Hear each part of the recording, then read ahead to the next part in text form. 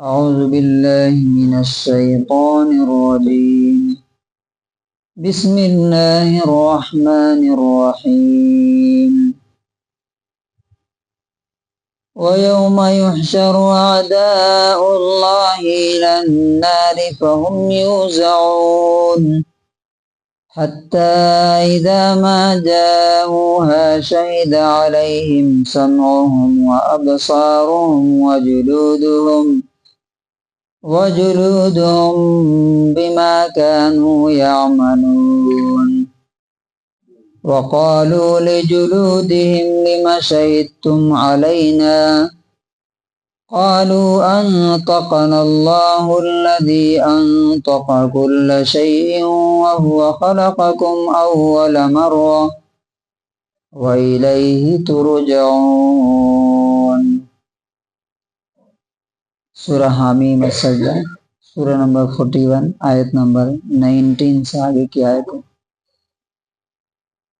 وَيَوْمَ يُحْشَرُ، اور اس دن کو یاد کرو جس دن یحشر اعداء اللہ، اللہ کے دشمنوں کو جمع کیا جائے گا، الی النار، جہنم کے پاس، آگ کے پاس،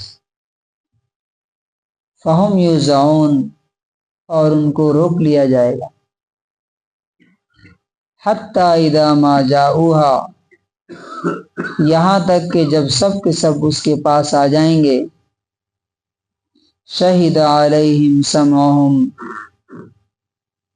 تو ان کے کان ان کے خلاف گواہی دیں گے، وابصارہم، اور ان کی آنکھیں، وجلودہم، اور ان کے چمڑے، بما کانوا یعملون، کہ وہ دنیا میں کیا کیا کرتے ہیں۔ وقالوا، وہ کہیں گے، لجلودہم، اپنے چمڑوں سے، لما شہدتم علینا، تم نے ہمارے خلاف گواہی کیسے دی، کیوں دی؟ قالوا انطقنا اللہ، وہ کہیں گے انطقنا اللہ، اللہ نے آج ہمیں بولنے کی طاقت دے دی ہے، الذی انطق کل شیء، جس نے ہر چیز کو بولنے کی طاقت دی، وَهُوَ خَلَقَكُمْ أَوَّلَ مَرَّةٍ، وہی ہے جس نے پہلی بار تم کو بنایا، وَإِلَيْهِ تُرْجَعُونَ، اور اسی کے پاس تم لوٹائے جا رہے۔ وَمَا كُنْتُمْ تَسْتَتِرُونَ، اور تم اس سے تو نہیں چھپ سکتے تھے، أَن يَشْهَدَ عَلَيْكُمْ سَمْعُكُمْ، کہ تمہارے کان، ولا ابصارکم، نہ تمہاری آنکھیں، ولا جلودکم، اور تمہارے چمڑے تم پر گواہی دیں، ولکن ظننتم ان اللہ لا یعلم کثیرا مما تعملون، لیکن تم لوگوں نے یہ سمجھ لیا کہ تم جو کچھ کرتے ہو ان میں سے بہت ساری باتیں اللہ تعالیٰ کو معلوم نہیں۔ اب یہ جو آیتیں ہیں، اس سے ہمیں کیا سمجھ میں آتا ہے، کیا سبق ملتا ہے؟ سب سے بڑی جو بات ہے اس میں، سب سے بڑا میسج اور پیغام کیا ہے کہ اگر انسان اللہ کا نہیں ہوا تو خود اس کا جسم اس کا نہیں ہوگا، اس کے باڈی پارٹس اس کے دشمن بن جائیں گے، اس کے اپنے چمڑے اس کے خلاف گواہی دیں گے، آنکھیں گواہی دیں گی کہ کیا کیا یہ غلط چیزیں دیکھتا تھا، کان گواہی دیں گے کہ کیا غلط سلط باتیں یہ سنتا تھا، حرام، بری، گناہ کی چیزیں، غیبت کی بات۔ اور دوسری حدیث میں کہ ہم تکلمنا ایدیہم، ہم سے ان کے ہاتھ بات کریں گے، وتشہد ارجلہم، پیر گواہی دیں گے۔ تو پورا وجود، پورا ایگزسٹنس انسان کا، پوری پرسنالٹی اس کے خلاف بولنے لگے۔ اور آج یہ سمجھنا کوئی مشکل نہیں، جب مشین بول سکتا ہے، چیٹ جی پی ٹی، جیمینائی، جو ایک لوہا ہے، ہماری زبان بھی کیا ہے، ایک مسل ہے نا، جس طرح ہمارے جسم میں دوسرے مسلس ہیں، اسی طرح سے ہماری زبان بھی کیا ہے، یہ سیلس ہیں، سیل سے بنے ہوئے. تو جب زبان کو اللہ تعالیٰ، وہ بھی گوشت کا ایک لوتھڑا ہے نا، کاٹنے کے بعد آپ دیکھتے ہیں جب گوشت بنا دیا جاتا ہے تو وہ بھی گوشت ہوتا ہے.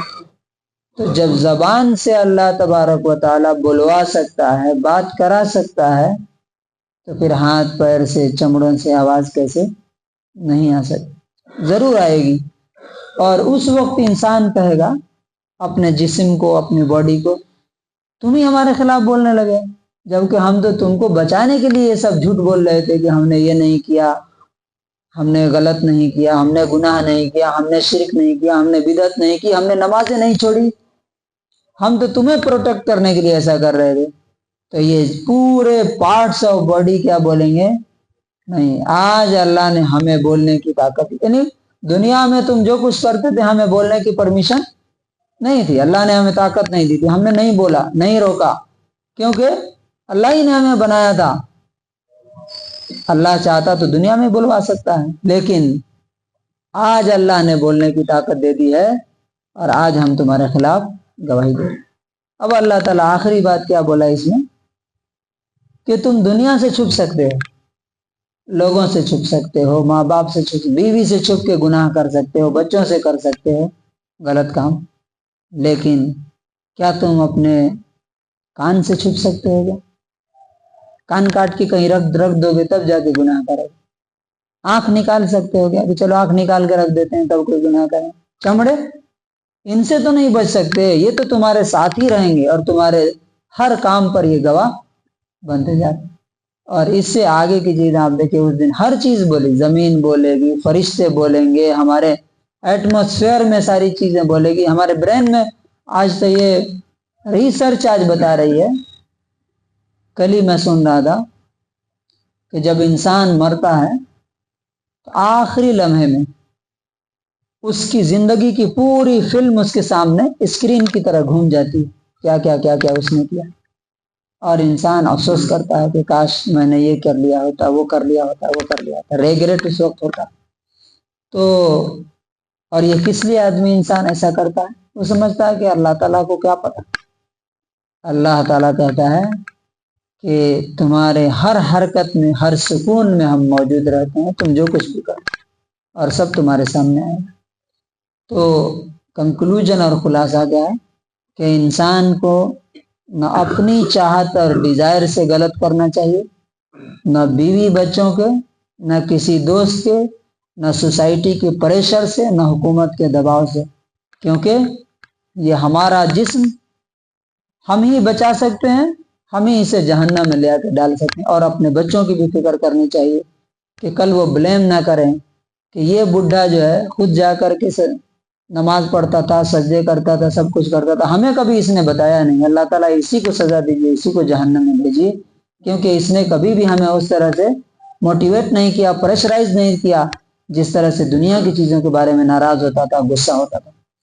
تو اللہ تبارک و تعالیٰ ہمیں اس دن ہمارے جسم کو ہمارے خلاف ہونے سے بچائے، اور اللہ تبارک و تعالیٰ ہمیں ایسے کام کرنے کی توفیق دے جس سے ہمیں وہاں ذلت اور رسوائی نہ ہو، اور جو غلطیاں ہوئیں اللہ تعالیٰ ہم سب سے توبہ کر کے معافی مانگنے کی توفیق نصیب فرمائے.